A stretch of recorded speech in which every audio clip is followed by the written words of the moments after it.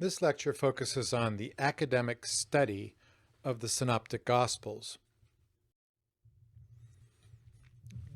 A number of different types of criticism have arisen over the 20th century in particular that have to do with a study of the Synoptic Gospels. Now, some of these in this diagram, this picture here, have to do with earlier types of criticism, earlier than the 20th century, and have to do with all of the Bible, the Old Testament and New Testament, such as translation theory and textual criticism.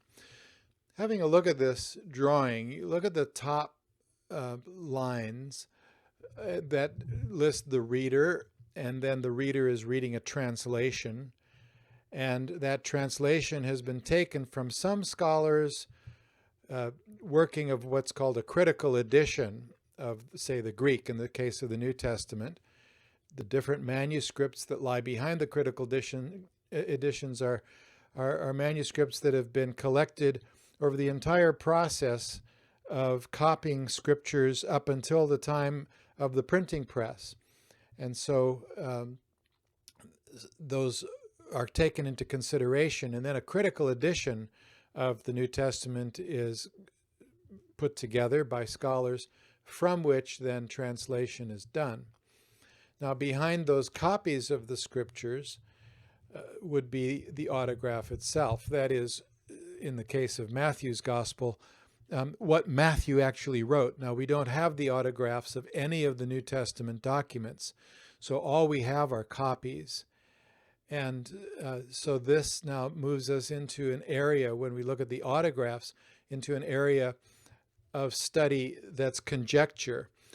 And textual criticism is about trying to understand what the probable autograph said, and then also to explain how the different readings have come into being. So that's textual criticism. Now, behind the autograph, in the case of the Synoptic Gospels, and here we do get into the Synoptic Gospels in particular, behind the autograph, say, of Matthew's Gospel, would have been other copies or oral tellings of stories, or some combination of that. And behind any other written works would be just the oral tellings of the story in the early church. And then we get back to the actual event. What's indicated here is the historical event, say, of Jesus healing somebody. Now, this diagram is intended to show you that the process that spans from the time that Jesus did something to the time that someone in the 21st century might sit down to read about it, that is a very natural process. And different types of criticism have arisen to help understand different aspects of that process. So here we have then, related to translation, the translation you're reading is someone's translation theory. Is it going to be a dynamic equivalence? Is it going to be more of a paraphrase? Is it going to be some kind of translation theory that's more literal, and so forth? And behind the whole process of critical editions and the study of copies is the science of textual criticism. And there are different views on textual criticism. And then as to the autograph, we might say that there is some focus of study, especially in courses like New Testament Survey or New Testament Introduction, or the introductions to commentaries, that try to discuss the issues of introduction. Who wrote, to whom, when, where, from where did they write, to where did they write, and what kind of audience was it? What is it? Is it a gospel? Is it a letter? Is it an apocalypse? Is it a history? And then why? What's the purpose of writing? Why did the author feel that something needed to be written? Right, so that takes us through several types of criticism. But now we get into some criticisms that have to do specifically with the Synoptic Gospels. Now we can talk about this also in Old Testament studies, so it's not only the Synoptic Gospels.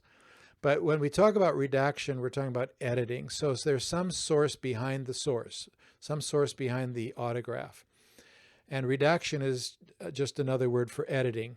So redaction criticism wants to get at the question of why was something edited? How was it edited? What different idea is being presented? Now, if you have the original source that is being edited and you can compare it to the source you're looking at, then you can actually say some substantial things about that.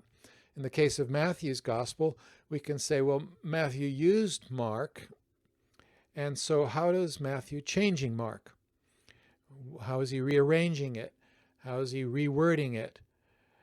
What is he doing from a literary perspective and from a theological perspective in the changes that he makes?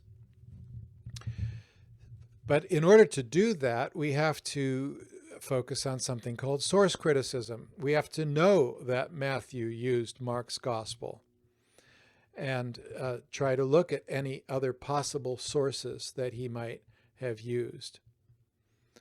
Now, behind that is also something that gets at something in between the historical event and the writing of a gospel like the Gospel of Matthew. And that is just the oral tradition. The discussion of oral tradition is a discussion that has been focused on by form criticism in the history of scholarship. Originally, form criticism was applied to types of psalms and types of oracles in the prophets. But in New Testament studies, it has to do with types of stories or types of discourse. A type of discourse might be, for example, the parable. And a type of storytelling might be a miracle story or a birth narrative. And so form criticism has to do with this oral tradition, but it has an idea that certain forms of stories were developed in this oral period of reporting of the historical events. And they would have been reported in a certain form for a particular purpose. Was it for teaching? Was it for preaching? Was it to help build an understanding of Jesus as a great person? And so some theorizing goes into form criticism.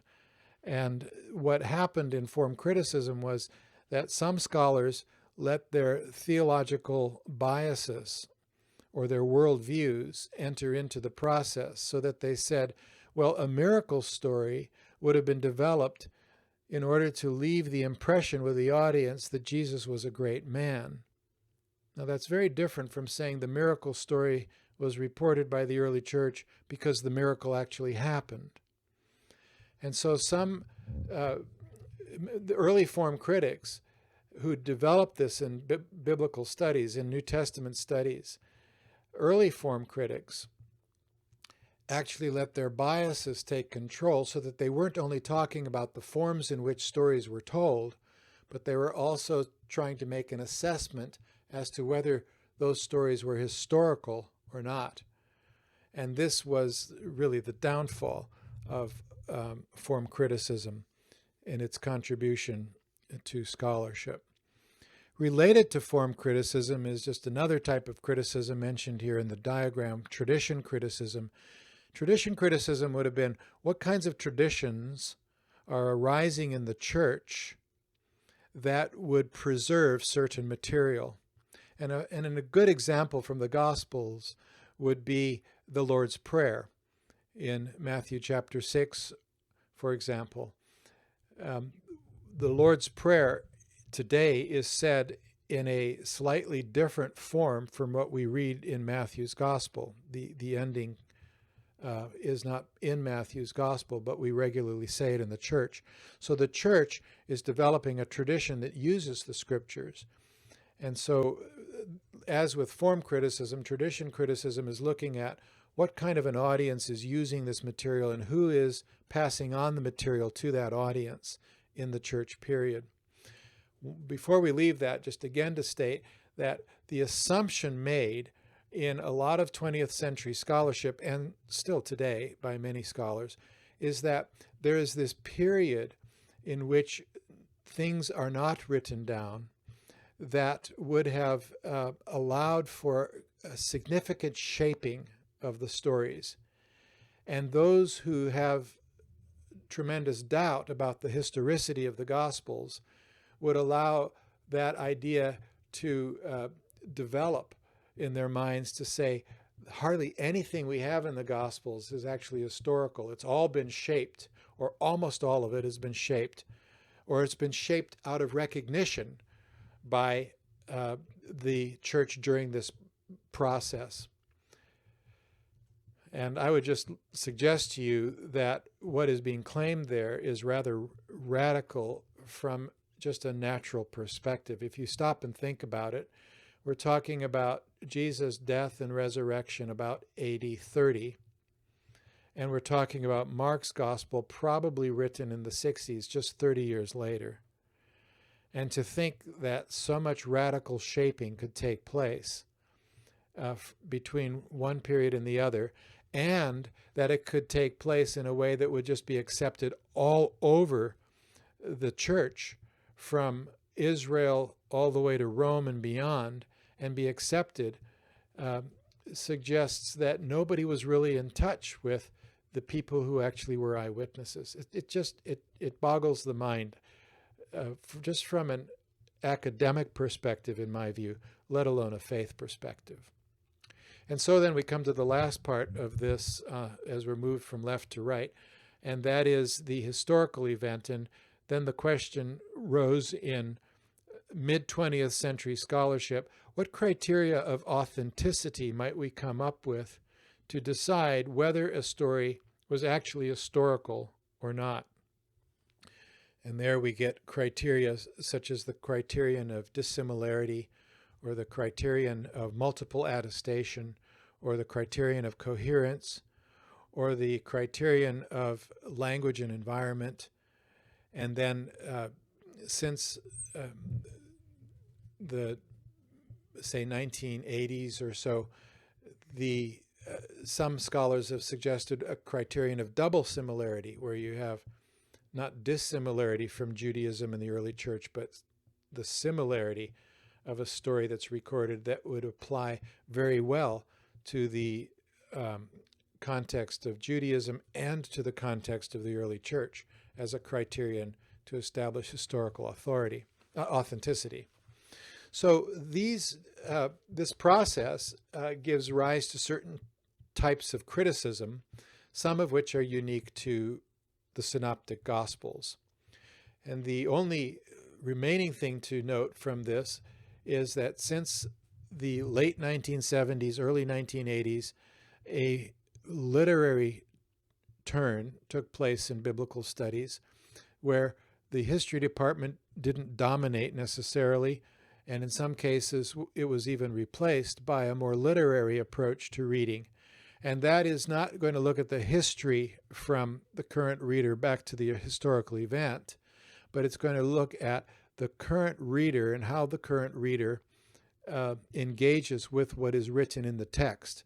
And now the literature department is dominant in such areas as literary criticism, to a great extent rhetorical criticism, structuralism, stories have certain structures, narrative criticism, and so forth.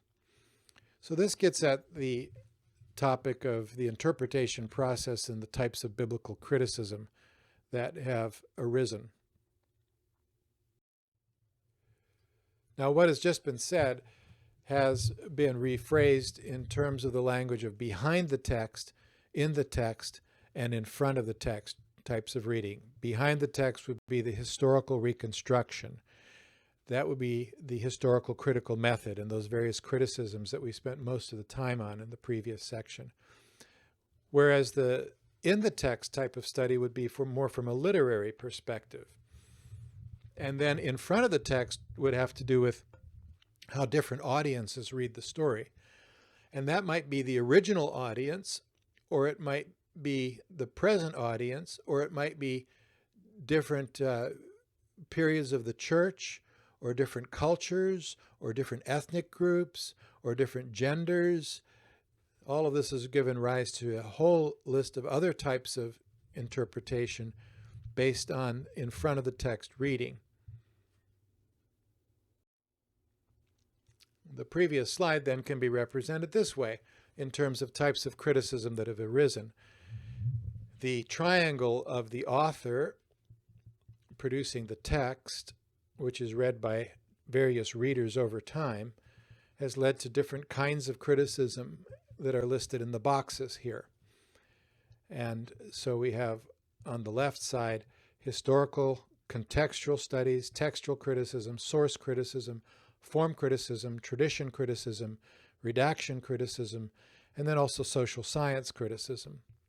Whereas more in the text types of studies might be listed in various ways, and sometimes scholars just don't even use all of these examples here, but I've tried to be more expansive in offering some suggestions here. So we have composition criticism, literary criticism, narrative criticism, canon criticism, structuralism, rhetorical criticism. Notice I put rhetorical criticism here. It could go also behind the text. It's kind of bridges both. And discourse analysis. And then as we get more into linguistics, something like critical functional linguistics. So some discourse analysis and linguistic analysis have some similarities. And then on the reader's side, we have types of criticism that have been labeled in this way. Reader response criticism, my term is the next one, ideological readings like liberation theology, feminist theology, black theology, post-colonial theology. There are others as well that have been suggested here, but it's reading from a particular reader's point of view and interests that lead to these different ideological readings. Contextual theologies, theological exegesis, such as reading from a Reformed tradition, reading from an Orthodox tradition or a Catholic tradition, or an Anabaptist tradition.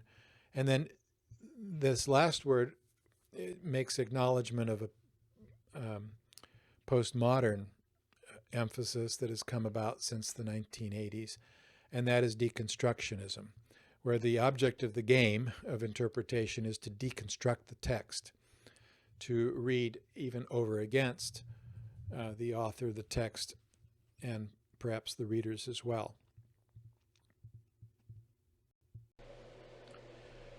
Let's begin with the synoptic problem. First of all, synoptic comes from the word sun, meaning together, and optic, having to do with to see. So the question is, how do we explain the remarkable similarities and differences in Matthew, Mark, and Luke? That is, these three Gospels that see the story of Jesus together have remarkable similarities, but they also have remarkable differences. This is sort of like the question that a professor might have, trying to figure out how three people in the class may have taken a test together. Who was sitting where? How did one person possibly copy from another? Or did they simply know the same material so well? What can account for the remarkable similarities and differences? Sometimes people give a quick answer to that based on their authority of Scripture. Well, of course there would be similarities. God inspired them.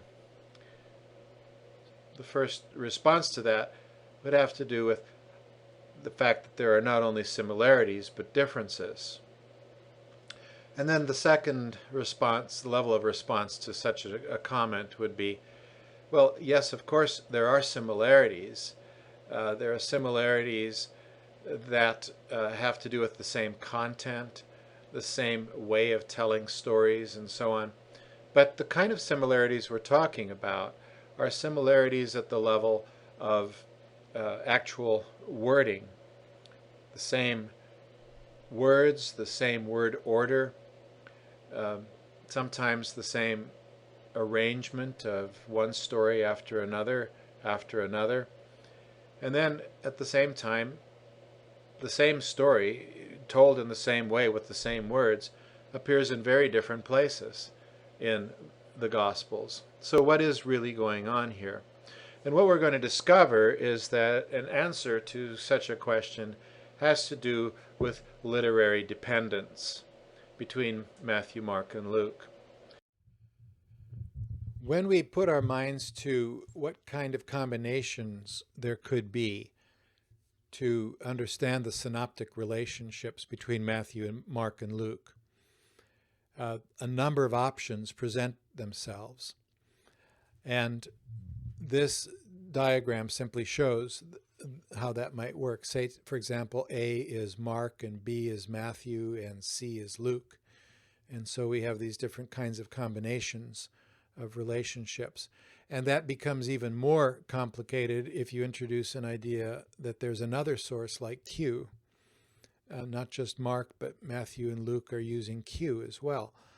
And then possibly other sources, like Matthew uses another source, theoretically, which we might label M, and Luke uses another source labeled L. And then we can even complicate it further when we say, and sources like Q and M and L aren't a single source, but we're just labeling it that way because we don't know what else to do with it. We don't know how many other sources Matthew drew on that only appear in his gospel that we're going to call M. We don't know how many other sources made up Q, because just because Matthew and Luke tell us the same or similar story doesn't necessarily mean it's a single source. And so you can see how complicated this gets. But in the history of scholarship on this issue of the synoptic problem, one name in particular stands out. From 1924, B.F. Streeter, a professor at Oxford, came up with what is called the four-document hypothesis, or the two-source theory. It's the same thing. If you talk about four documents, then you're talking about these documents in the discussion of the synoptic relationships. You're talking about Matthew, Mark, Luke, and Q. And another way to talk about it is the two-source theory. And so the sources would be Mark and Q. And so it's the same thing. But since Streeter, the dominant viewpoint overwhelmingly as to the relationships between the synoptic gospels is this theory. And that is what I work with as well. That Matthew, in the case of Matthew used Mark, and he used some other sources. Some of those sources you can call Q if you want to, and by that refer to sources that Matthew and Luke have in common. But it's not a single source. And sometimes it's literary, sometimes it's oral, and sometimes there's more connection between Matthew and Luke on that, and sometimes less. But Matthew and Luke did not use each other in the production of their gospel. And so that is in line pretty much with what Streeter argued.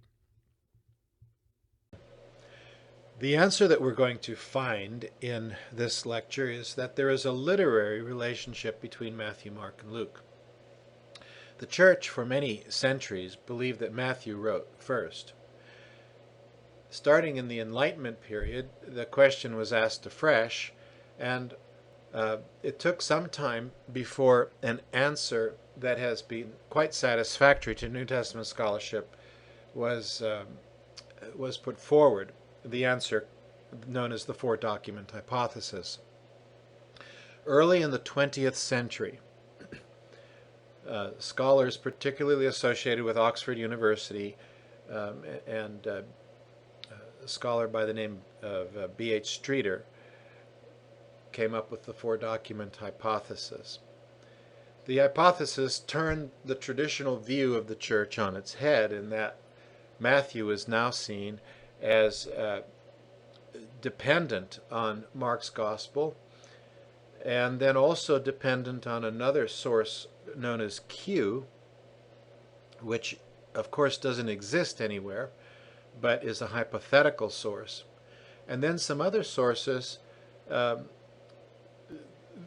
need to be discussed in the four document hypothesis. One is called M.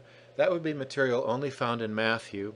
And the other is called L, material only found in Luke. Q is a hypothetical source that Matthew and Luke both used. They had it in common. But Matthew didn't know Luke's gospel, and Luke didn't know Matthew's gospel. So Matthew and Luke used Q independently, just as they used Mark's gospel independently as a source. Look at this with some more detail. Mark's gospel contains 662 verses. Matthew uses almost all of those 662 verses.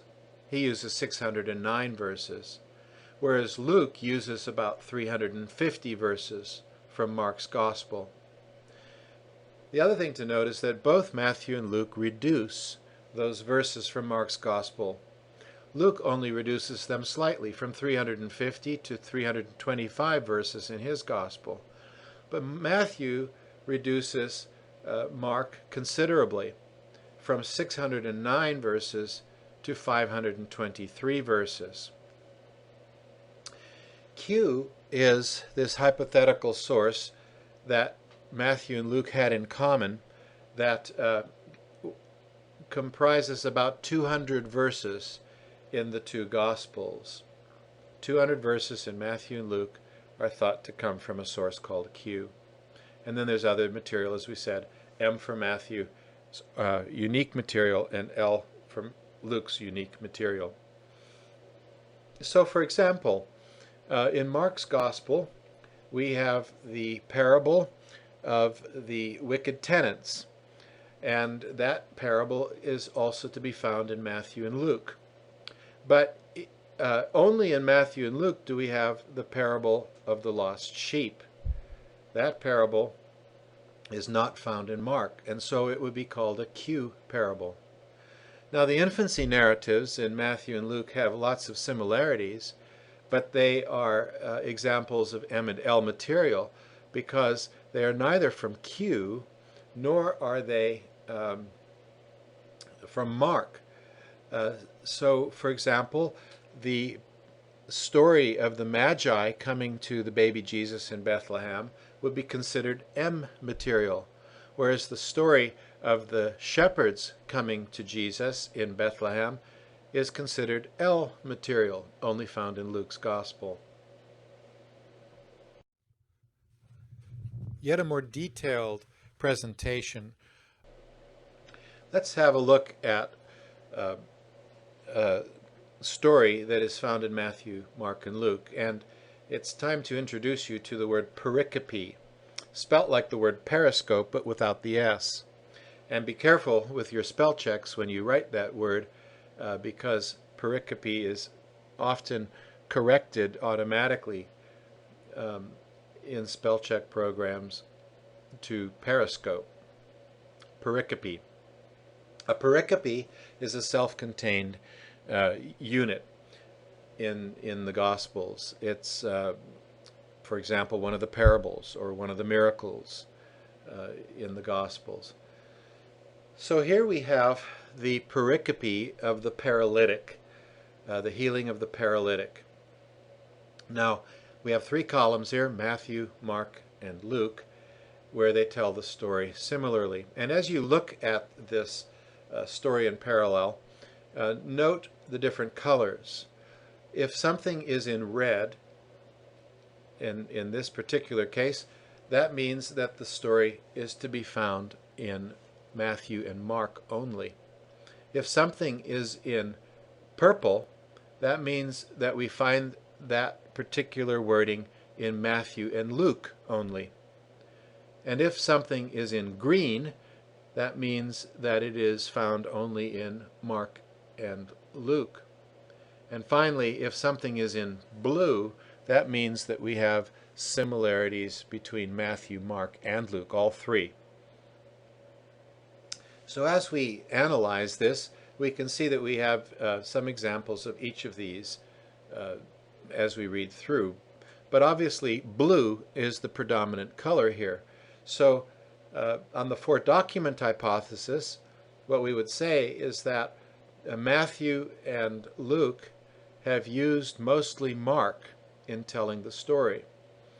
Now, there's not enough purple to argue that Q is behind this story at all. It may be simply that the changes that Matthew and Luke made to Mark's gospel were simply changes that occurred to both of them by the frequency of a particular word, for example. So when Matthew says in verse 2 that the paralytic was lying on a bed, then, and we find that in Luke's gospel, we find on a bed, it just might be that they independently preferred that kind of language. And the other example is in verse 7 in Matthew and verse 25 in Luke, where went home is in purple.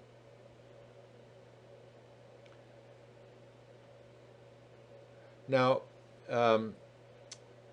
the language of in green, where Luke follows Mark, here is to be found in Luke verses 21 and 22. And this is not too significant in the sense that there's a lot of it, but it does show some literary dependence that Luke has with Mark that Matthew doesn't have, and similarly with the red, that Matthew follows Mark carefully with some wording on a few occasions here. So this illustrates primarily the example of Matthew, Mark, and Luke being in common, and the hypothesis is that it's because Matthew and Luke have independently used Mark's gospel. The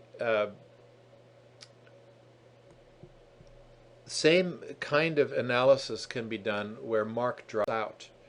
And so on this next slide, we have some of the teaching of John the Baptist that is found only in Matthew and Luke and not in Mark at all. And notice that we have quite a bit of overlap between Matthew and Luke. So we obviously can't explain this in terms of borrowing from Mark. We have to assume that there's some other source that they have in common. Now let me just stop here for a second and talk about the kind of similarities that we need to note. Because what we're looking at here is English translation. And obviously the Gospels are not written in English, but in Greek. But moreover, the language that Jesus would have used would have been Aramaic.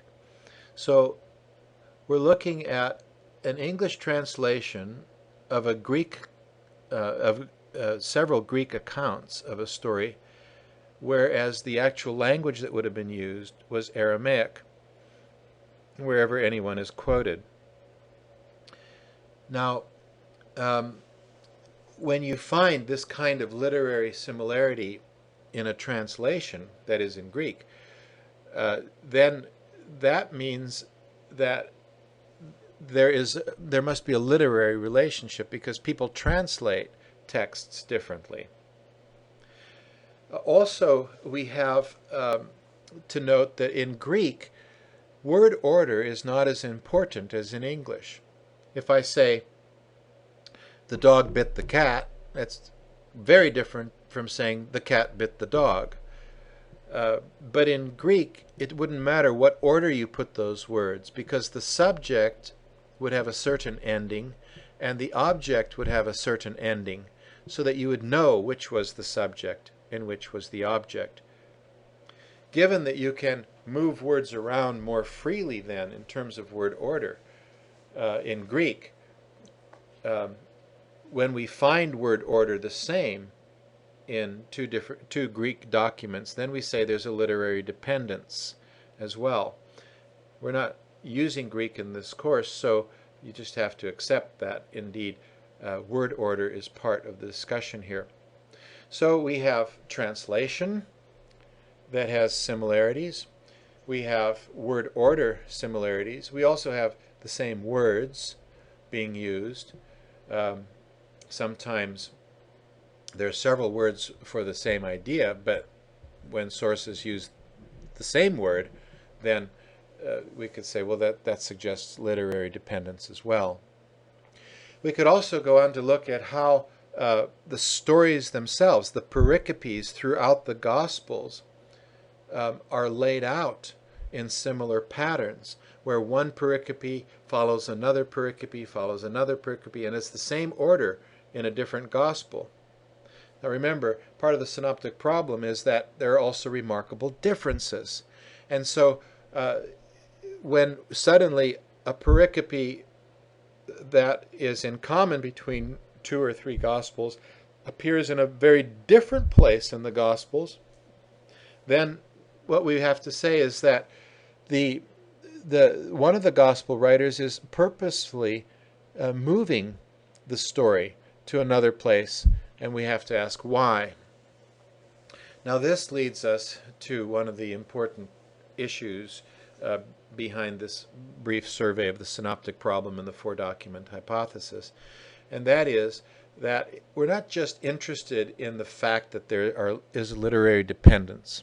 We're not just interested in this kind of literary relationship, but we need to ask questions about why. Why do we have these stories with their similarities and differences? And it's in the differences in particular that we can learn things about the Gospels. God in His wisdom didn't give us one Gospel, but He gave us 4 Gospels. And by asking about the differences between the Gospels, we begin to appreciate why we have 4 Gospels. Toward the second part of the 2nd century, someone named Tatian came up with what we call a diatessaron. That is, a gospel that was formed from the 4 Gospels. He used the 4 Gospels as sources and created a single gospel. This had quite some popularity in the church, and there was some danger of moving towards this is our singular gospel in the New Testament instead of having 4 Gospels. Muslims critique Christians for having 4 Gospels. They say you don't have the same story. They got different stories. There's some differences and some problems that arise from those differences. But as we ask questions about the differences in our 4 Gospels, we begin to discover that this is a great benefit. And the benefit is that what we have is interpretation of the stories.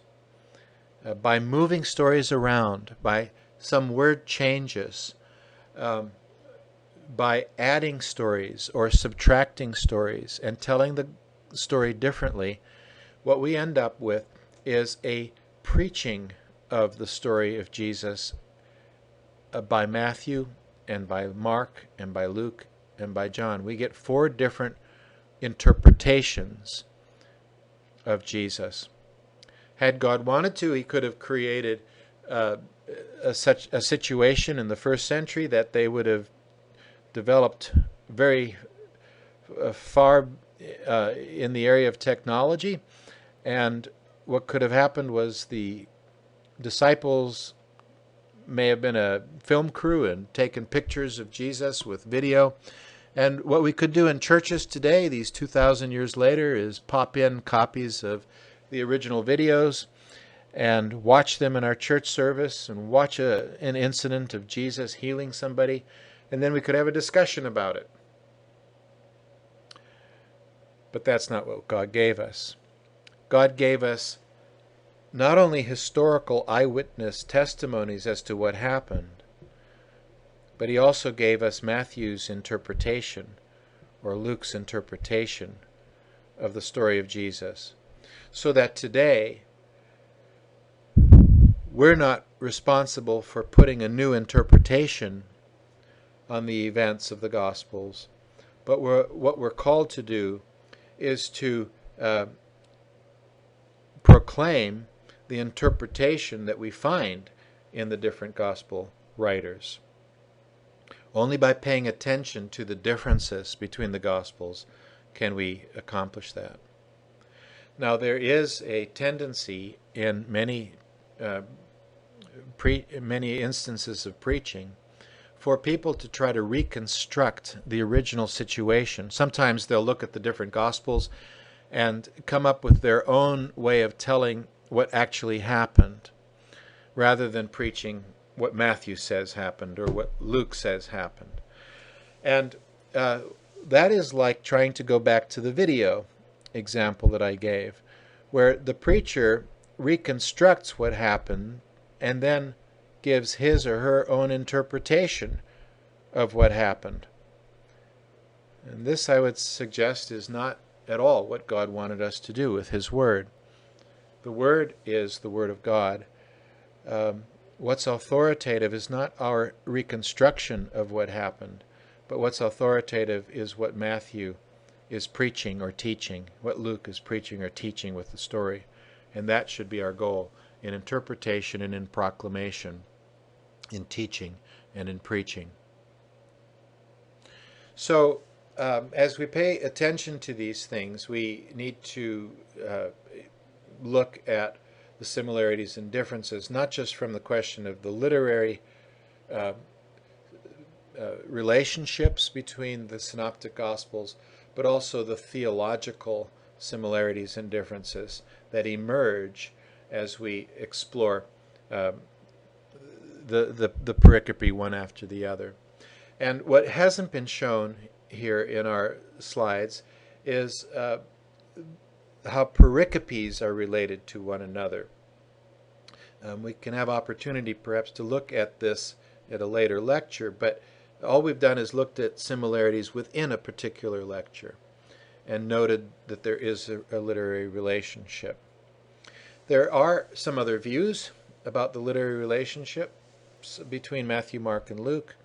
A very small minority of scholars have raised, have suggested perhaps that Matthew really was written first, for example, and that Mark abridged Matthew. That's the kind of interpretation that might fit with the history of the church. We could look at different suggestions and need to if we're going to give a fuller lecture along these lines. But what I would like to convey is that the majority of scholars, the vast majority of scholars, for the past 100 years have taught something along the lines of a four-document hypothesis. One final thing to note before we conclude this lecture, and that is a word about Q once again. Remember, on the slide we have right before us, we're illustrating a literary relationship in material where Mark is not present. We're calling that Q. But a lot of what comprises those 200 or so verses that people talk about as Q is also material that doesn't have this level of literary relationship. An example is the parable of the talents. When you compare Matthew and Luke on the parable of the talents, there's hardly any wording that is in common at all. That kind of an example could be explained simply in terms of Matthew and Luke having heard from different sources the story. Matthew, if he is the disciple of Jesus, which I think he is, then Matthew would have been perhaps just recording what he remembered Jesus to have said on that occasion. And Luke would have had some eyewitness testimony about that separately. We don't have to call that Q. So we have to be very careful about saying that Q was a single document. It was a written document that Matthew and Luke had. what we can say is that there's something other than Mark that was written down that Matthew and Luke used independently. And most likely it isn't all of those 200 verses. There have been some scholars in more recent times that have tried to talk about Q not only as a document, but as a document by a particular community with a particular theology. And so this idea of a Q community has been proposed by scholars, and always in a radical way. That is, the suggestion is that the Q community existed very early on, produced their work before Mark's Gospel was even written, produced it probably in the 50s, the argument goes, and that they didn't really see Jesus' death as very significant, and they didn't believe in Jesus' resurrection. That's because when we look at Q material, we don't find Q present in the passion narratives of Jesus, in the Gospels. So they say, well, therefore Q didn't have this. But if we talk about Q in a much more reduced sense, that it is not a lengthy document, it is not a full presentation of Jesus' ministry. It contains mostly the sayings of Jesus, things he had said, and not so much narrative stories about Jesus, then it's very dangerous to talk about it as having a theology at all. It has recorded some of the stories of what Jesus said, but what it doesn't have does not mean that they didn't believe those things. It's a very wild conjecture, but has been held by some prominent scholars, and therefore has had some popularity in certain circles. I think that's about all we need. Now, the previous slide has offered an example of a Q story, and it has also suggested that this Q can be a literary source because of the close literary relationship between Matthew and Luke in this case. And that's naturally given rise in the minds of some that if there is a literary source, then that source must be well developed enough that we can actually talk about the community that produced that source and, moreover, the theology of that community. But that begs the question whether we really do have a single source when we talk about this material that Matthew and Luke have shared, and I've already suggested that I doubt very much that that is the case. Now, on the issue of a Q community, we can just spend a little time to note that this viewpoint has been argued by someone named John Kloppenborg and others. The idea that Q represents an actual community with that community's convictions. The idea proves to be radical since Q lacks material on Jesus' passion and resurrection. When we come to the passion resurrection stories, we don't have this Q material so much as in the rest of the gospel. And one scholar, Burton Mack, especially argues this. Therefore, the idea is that Q is the production of a community that did not regard the death and resurrection of Jesus as critical to being a Christian. That Jesus' story does not come to a climax on the cross, and that belief in the resurrection of Jesus from the dead is not an essential part of Christian teaching. Now you can see then how radically unorthodox the discussion of Q has become. Some people use the language of Q in a very neutral sense, and I often have done that myself, just to refer to material that Matthew and Luke have in common, with no other suggestion about a community or a theology of Q, or even that it's a single source.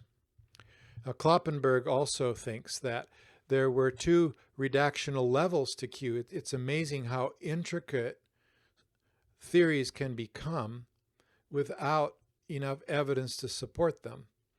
But he did argue that there's an earlier wisdom level, and then later a prophetic level. Now, what this indicates somewhat is that much of what Q is are sayings of Jesus rather than narratives about Jesus. The previous slide had the verbal material, not the narrative material, in view. And so two types of verbal material would be wisdom sayings and prophetic sayings. And so he argues we have two redactional levels using Q material. And he thinks that Q's central motif is about coming judgment. Think about parables of judgment, for example. And that it developed a Deuteronomistic theological perspective. This is really language coming from Old Testament studies about the Deuteronomistic theology around Deuteronomy, but also historical writings in the Old Testament that put an emphasis on the law. And so the sayings of Jesus in relationship to ethics, in relationship to the law, would be in view here. And also the salvation history. The salvation history is a theme that comes out of Deuteronomy, God saving his people. And so this is part of what Kloppenborg comes up with, but it's a tremendous amount of speculation. However, it has led to some very well-known scholars in well-known universities who have grabbed onto this as a way of critiquing Orthodox Christianity. Now, interacting with this is a not radical scholar, James Dunn, and he looks at Q's content and whether there is a Q and so forth in some of his work, including work toward the end of his academic career called Remembering Jesus. And I take my notes from here. He says, Q consists of some clusters of sayings, but not any definable theme that would lead anyone to suppose it is a single document, apart from a motif of coming judgment. So here he's rejecting the idea of a community and a theology of Q. He does say, nevertheless, we can say some characteristics about Q. And he talks about some clusters of sayings as the following. And the numbering here that goes with Q would refer to Luke's gospel, because it's a way of saying we have to be able to refer to this somehow. We don't have a document called Q, so let's use chapter and verse in Luke, but put a Q in front of it to indicate where this material is. So he has the Sermon on the Plain, which parallels Sermon on the Mount in Matthew, the teaching on discipleship and mission, teaching on prayer, encouragement to fearless confession, having the right priorities, and then again another cluster on discipleship. And this then would be a quick overview of the content of Q.